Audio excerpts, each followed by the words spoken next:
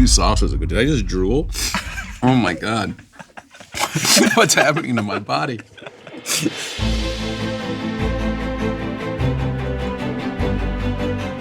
Hey, what's going on, everybody? For First We Feast, I'm Sean Evans, and you're watching Hot Ones. It's the show with hot questions and even hotter wings. And today we're joined by Matt Damon. He's an Academy Award-winning actor who's been in some of the most iconic films over the last 25 years, from Good Will Hunting to Saving Private Ryan, the Bourne film series, and many more. His latest, though, is the Tom McCarthy-directed crime drama Stillwater, which is set to release on July 30th. Matt Damon, welcome to the show. Thanks, Sean. Appreciate it. I know that you're a big Cholula guy. What's going through your brain right now as you prepare for the wing gauntlet today? I made the mistake of watching probably too many of my colleagues do this, and so I think I went from being pretty bullish about it to being there's a humble man sitting before you. My kids really wanted me to do this too, which I know is a theme. A lot of people say that, but it was true in my case too. So they want to see the flop sweat. So let's put on a show. All right.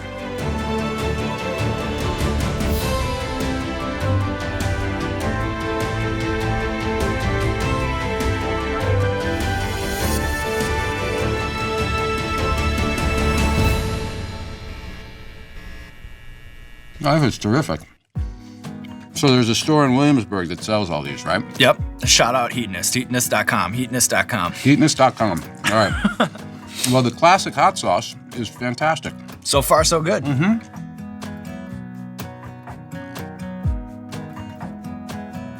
So your latest film, Stillwater, recently premiered to a 5-minute long standing ovation at Cannes, and in it, you play an oil roughneck from Oklahoma. Mm-hmm. How did taking a road trip to the Sooner State, eating at places like Ray's Barbecue, and then befriending real-life oil man Kenny Baker, how did that help you and Tom McCarthy to shape the story? Wow, you knew about Ray's Barbecue.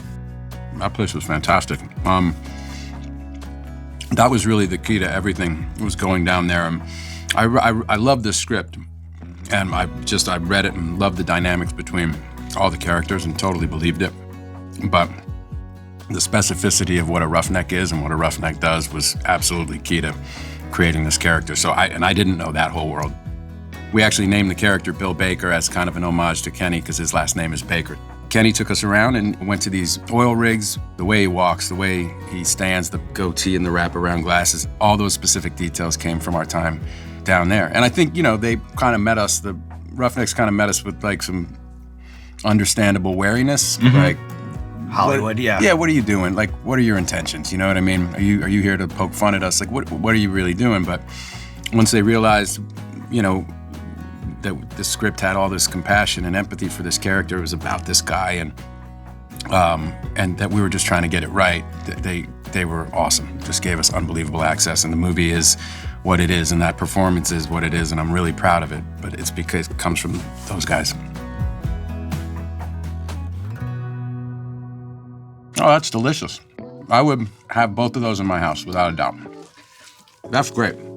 So I'm from Illinois, and my mom actually worked for the U.S. government's antitrust division, and I actually remember her working on the Mark Whitaker case for their film The Informant. Mm-hmm. Out of my own personal curiosity, what drew you to that story and that project? Well, Steven Soderbergh asked me, and incidentally, asked me to do it at a time in my career when it looked like I was going that way. The Bourne Identity hadn't come out. I'd had a bunch of bombs. Steven called me, and I remember he told me about it, and I didn't realize he was offering me to star in it because nobody had offered me a job in a while. And I said, do you want me to write this? Because I'm a writer also. And he said, no, I want you to star. Scott Burns is going to write it. I want you to star in it. I couldn't believe it. And anyway, we sat on it for a number of years until the timing worked out, and we shot it in 2008, and it's one of my favorite things I've done. And that case was just incredible. So I'm proud of the movie we did. Tomasa, spicy habanero, and manzano chili hot sauce. Intensely spicy, just one drop hot sauce. Well, and this one's had a bath. It has. Okay, it has. Fantastic. That's delicious. Big pepper, but really good. I gotta kind of eat all the wing because I saw Bill Burr do that. Bill's setting the bar. Boston thing. Boston strong. Yeah, he did really well.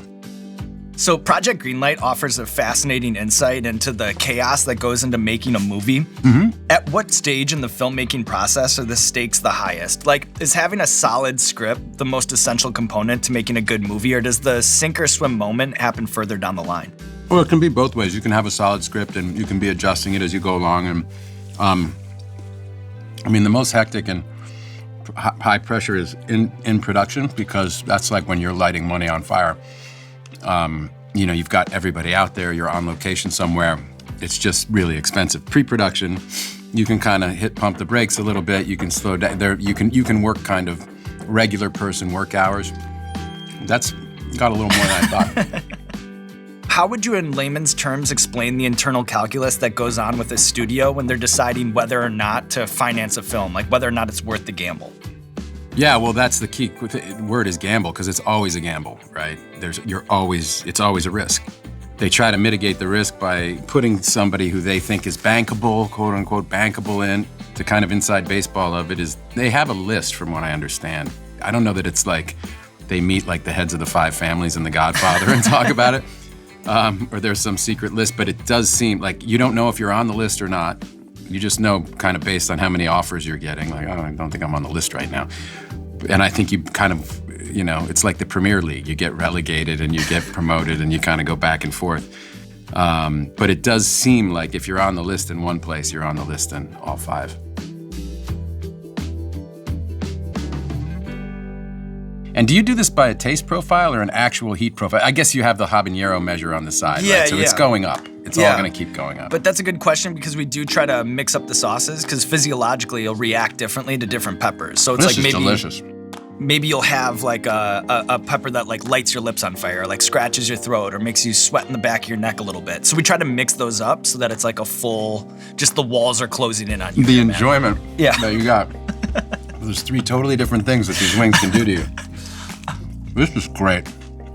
So I've heard you say that you take every job based on the director, and it would seem that guiding philosophy has served you well, having worked with 9 different filmmakers over the course of your career who've all won an Oscar for Best Picture. Mm-hmm. Clint Eastwood is notorious for always going with the first take. What was that experience like as an actor on the set of Invictus? Well, it was a little terrifying because I was playing a South African, and that's a really hard accent to do. If you think about what our tongue does in an American accent, it's like the polar opposite in a South African accent. So it's like, if you say, "I'll be right back," and think about what your tongue does, they say, "I'll be right back." And it's like, what the fuck just happened, right? It was very hard it's something that just required a lot of practice, and I treated it like a job. And I tested that theory on day 1 of shooting. We did the first take. It went pretty well, but Clint says, "Cut, print, check the gate," which means, we're done here. We're going to move on. And I said, "Hey, boss, maybe you think we get one more?" And he just turned and he goes, "Why? You want to waste everybody's time?" I'm like, "Okay, we're done.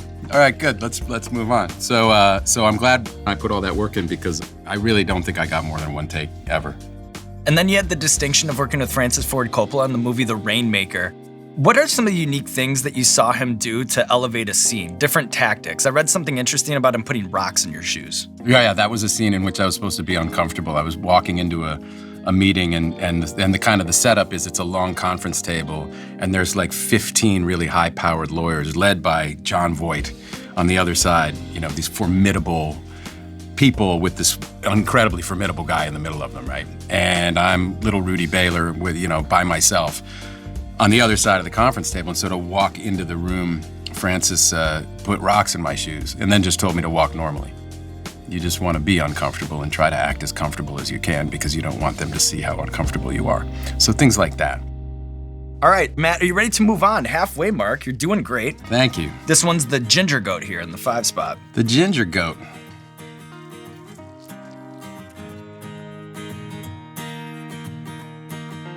The original goat. The Tom Brady of hot sauce. That's interesting. I like it. It's got a little pineapple in it. Sometimes they'll like kind of little fruit. Mm-hmm. Yeah, that's nice. All right, Matt, we have a recurring segment on our show called Explain That Gram, where we do a deep dive on our guest's Instagram, pull interesting pictures that need more context. Of course, you don't have an Instagram. Might be surprised to learn this. You still have plenty of pictures on the internet. So what we'll do is we'll pull up the picture on the monitor. You just tell us the bigger story and an all sports theme. I love when we can do that. We have an all sports theme for Matt Damon. So let's pull up the first picture.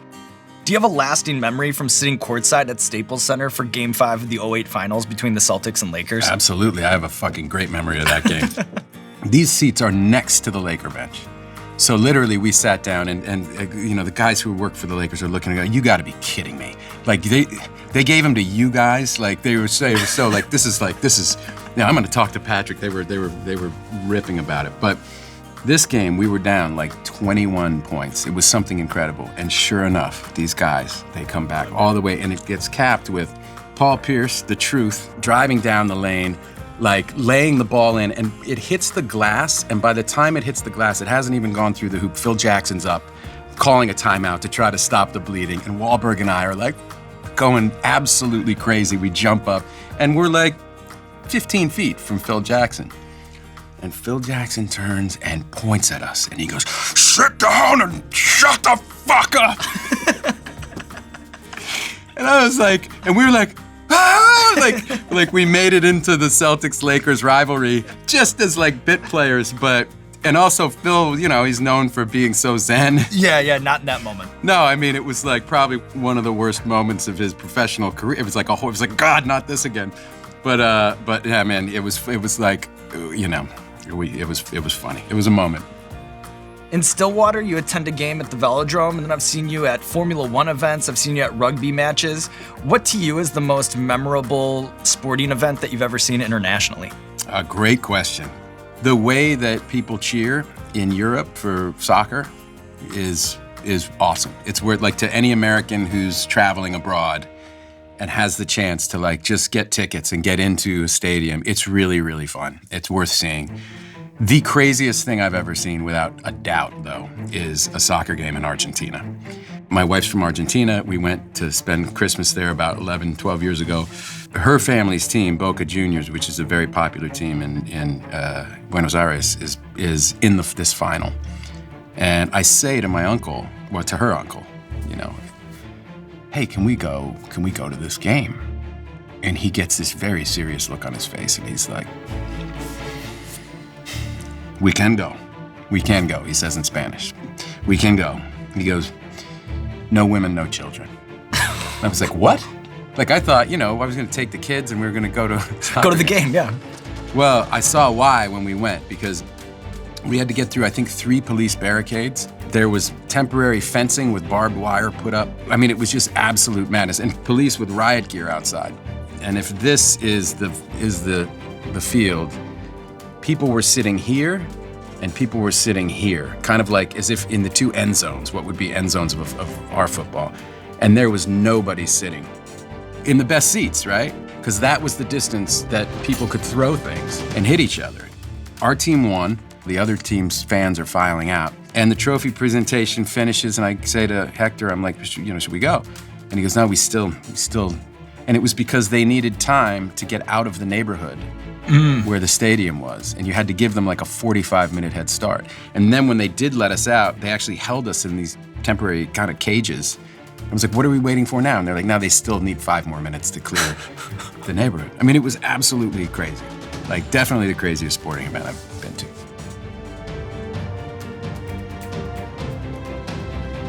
Teacup masala. All right. Ow, bit my lip. Oh. That's up. Gets the back of the throat a little bit, huh? It's starting. It's starting here, yeah. All right. Well, it's on now. Wow. So I think a scenario lots of viewers can relate to is sitting on the couch on a Friday night, going through the streaming services, cycling through the movies and thinking to themselves, they're not making movies for me anymore. As somebody who's been intimately involved in movie making for 30 years, what are the macro Hollywood conditions behind that sentiment? Well, so what happened was the DVD was a huge part of our business, of our revenue stream, and technology has just made that obsolete. And so the movies that we used to make, you could afford to not make all of your money when it played in the theater because you knew you had the DVD coming behind the release. And 6 months later, you'd get a whole nother chunk. It would be like reopening the movie almost. And when that went away, that changed the type of movies that we could make. I did this movie Behind the Candelabra, and I talked to a studio executive who explained it was a $25 million movie. I would have to put that much into print and advertising, right, to market it, what we call P&A. So I'd have to put that in P&A. So now I'm in $50 million. I have to split everything I get with the exhibitor, right, the people who own the movie theaters. So I would have to make $100 million before I got into profit. And the idea of making $100 million on a story about like this love affair between these two people, yeah, I love everyone in the movie, but that's suddenly a massive gamble in a way that it wasn't in the 1990s when they were making all those kind of movies, the kind of movies that I loved and the kind of movies that were my bread and butter. By the way, these were all great, these first 6, so I'm starting to not be able to feel my mouth too much. Yeah, all right.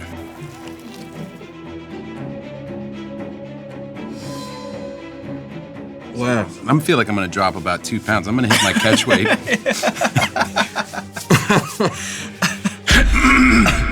That is fucking hot, man. But having said that, it's delicious. That's actually really good. There's some redeeming culinary qualities in that one. I would buy all 7 of these. I really would. That one's hot though. Yeah.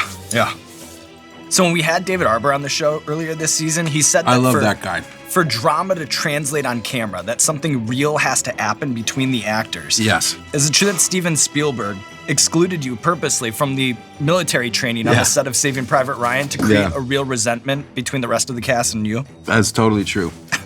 I was such a young, diligent actor, I was ready to go to boot camp, and he said, absolutely not. He goes, you can train in any way you want, but I'm separating you from the other guys. They really did. They were totally resentful every time they brought up boot camp, because I think it rained the whole time. I think they had a tough few days. There's an internet rumor on Reddit that if you watch the famous idiosyncrasies scene in Good Will Hunting, that you can actually see a subtle wobbling up and down because the camera operator was laughing uncontrollably right along with you and Robin Williams. Confirm or deny on that? I don't know. We could check. I wouldn't be surprised. Robin made everybody laugh. I mean, uncontrollably. And when he would see people's energy flagging, he would just launch into like 10 minutes of stand-up.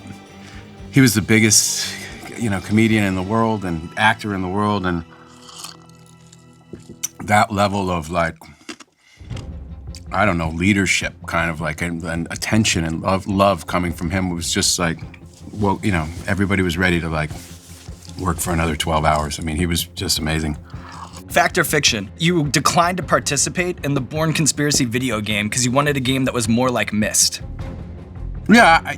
Wow. That's no. I just didn't want to do just like a first-person shooter. Like they offered me a bunch of money, but it was like if you could make it more, I don't know, if a little more thought had to go into it, or like Myst. I love that game, so I was like, more like Myst. And they were like, no, and they just went and made it without me.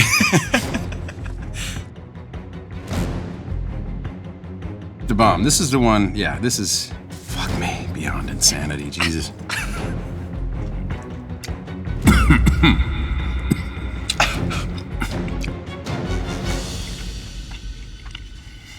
Why? I don't have a good answer to that question. Oh, fuck. Why? But going back in. Fuck it. I saw Billie Eilish go back down through the rotation. I was like, wow, baller. Amazing. She set a high bar with that episode. Mm-hmm. Wow, it's up into the nose. That's incredible. So, my only real goal with this minor internet celebrity is to use it to infiltrate the inner sanctum of my favorite sports teams, the teams that I rooted for growing up. Mm-hmm. Do you have an all-time most treasured 13-year-old Matt Damon would freak out if you had this moment thinking about your brushes with the Red Sox and Patriots over the years? Oh, I've had so many of those moments. I went in 1999. the All-Star game was at Fenway Park. They let us out on the field. It's really fucking hot. Yeah. Wow. To have batting practice, and I hit the green monster off my dad. Wow. I think that, like, I'd never need therapy in my life. Sean, this is terrible. The other thing is that it doesn't feel good in my stomach either. Right, spin a little bit. Do you want to gas pedal to the next wing? You want to slow it down? No, whatever you lead the way, man. You're driving. Okay. So this next one is the Scorpion Disco. That sounds fun.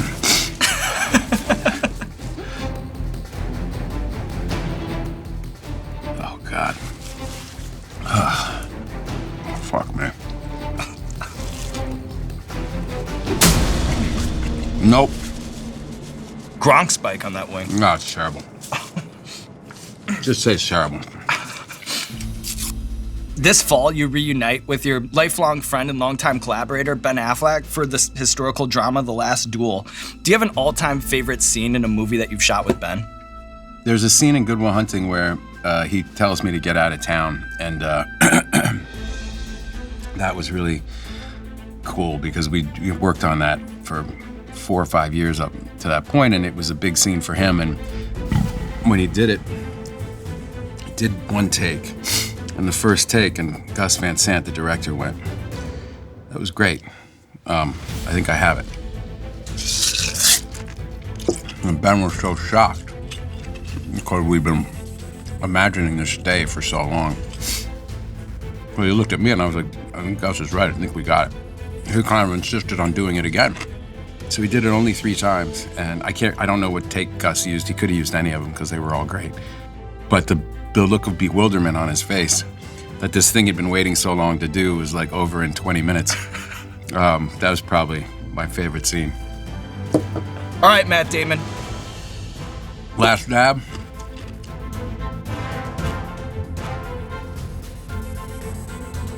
Oh, I have a great spice story. You want to hear a funny spice story? I'd love to hear a spice story. So Doug Liman, who directed the Bourne Identity, he's a really funny guy, and he loves spice. You should have him on your show, actually. He's a great director. He'd be a very fun interview. We're shooting a commercial here in New York. Doug calls this Indian place. He goes, "I tell people I want more spice on my food, and they never put enough. And I know you have great spice there. I know you have the hardcore stuff, and I want the hardcore stuff. So you give me everything you have." He goes, "I'm telling you, I guarantee you I will not come back and complain." The guy says, "Okay." Doug goes, gets his lunch. Oh, God. That's going to be too much, yeah? Yeah. And he gets his food. He goes to his trailer. He takes one bite.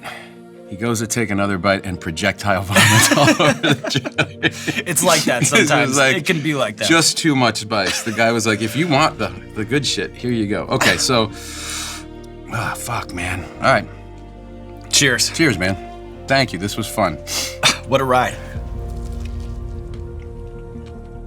Gross. I might throw up. I mean, I won't do it on camera, but like the last 3 have really... Yeah, tough. It's like they've done something to the lining of my stomach. Yeah. My kids are gonna be so happy.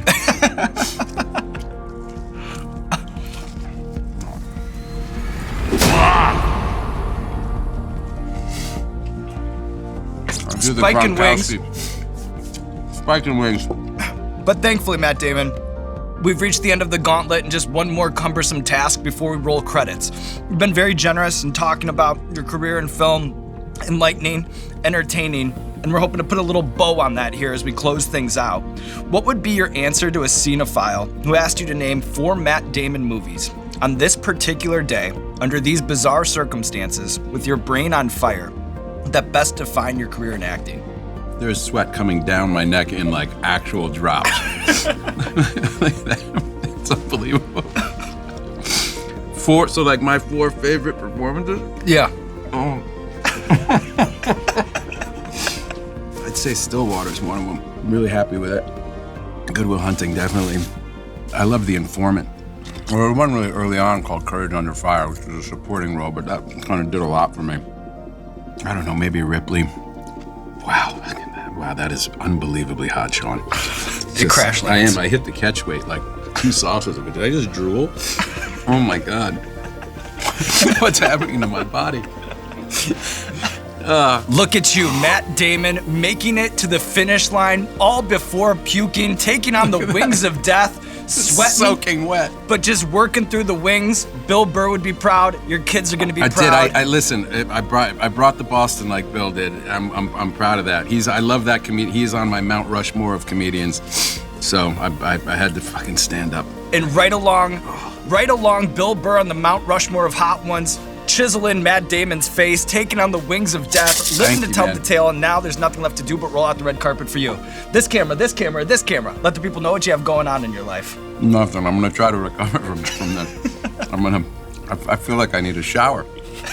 I mean, I'm literally, if you knew what was happening on my scalp right now, that's a new experience. I mean, I feel like someone just put a garden hose over my head. This is incredible. But thank you, man. Sean, this was totally worth it. My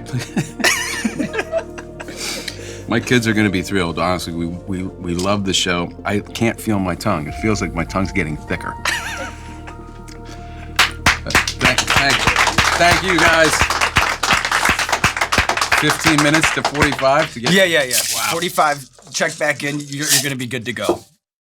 Steve, we good? That was a baller move, man. You didn't drink any water. Yeah, I just... That's fucking amazing. That's really amazing. That's fucking amazing. You cleared a whole pitcher. I cleared a whole pitcher, and then they went back and filled... Don put more in. That might be a record.